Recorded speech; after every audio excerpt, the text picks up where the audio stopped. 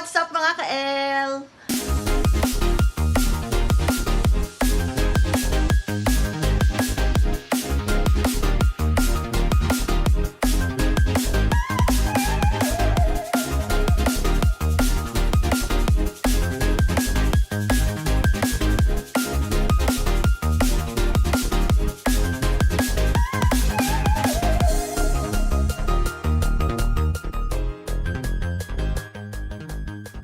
Andito ngayon tayo sa ating dirty kitchen.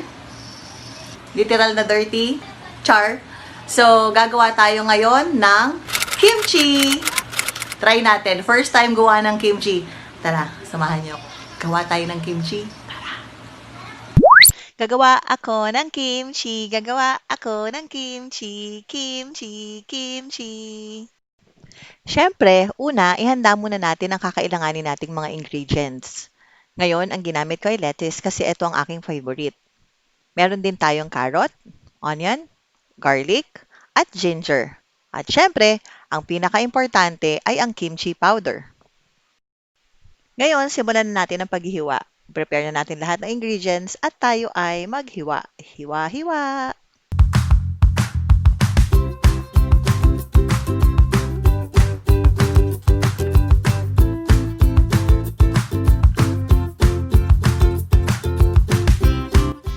Ngayon naman, lagyan natin ng asin ng lettuce. So, nilagay ko siya, binudbud ko siya, and then kailangan nating haluin para kumalat yung alat. So, kulang yung nalagay ko, kaya kumuha pa ako ng konting asin at ibinusulit. So, halo-halo!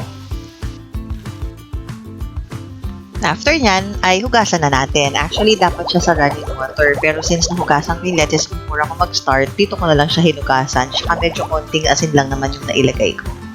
Yan. At dito, pinagsama-sama ko na yung garlic, onion, at saka yung ginger. Ginamit ko rito yung aking mini juice blender na blended. So, ayan, na-advertise pa kita. Bigyan naman!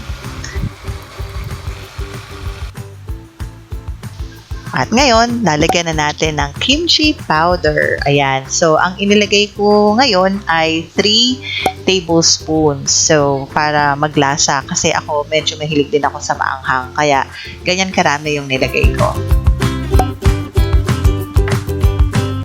Yan. So, tapos na natin siyang i-shake.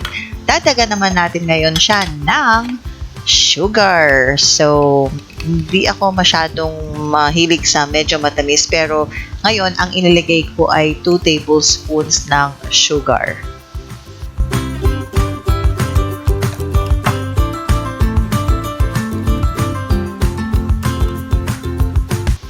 At syempre, lalagyan din natin ng patis. So, yan, para medyo maghalo-halo yung sarap niya. Matamis, maalat. Yan.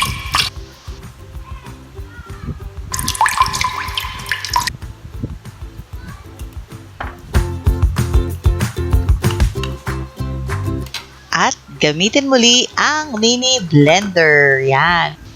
Para mahalo ng mabuti lahat ng ingredients na nilagay natin. At ngayon, ilipat na natin yung sauce na nagawa natin sa lalagyan.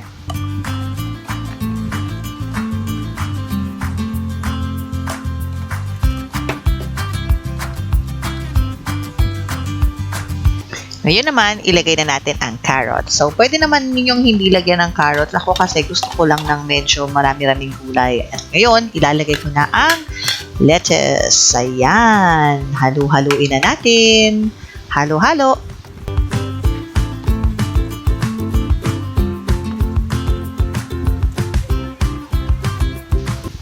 Oops, may nalaglag. Pero dapat hindi natin siya sasayangin. Sama na natin. Yan. At halu-haluin muli hanggang sa sumama yung sauce dun sa mga gulay.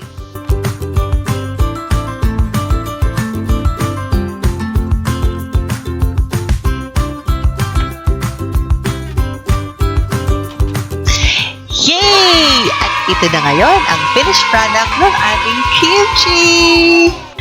Dito na tayo ngayon sa pinakamasayang part kung saan titikman natin ang kimchi. Tikman natin! Ang sarap! Para ka nang nasa Korean restaurant! Yay! For more live, love, laugh, and learn videos with me, Lala, don't forget to subscribe.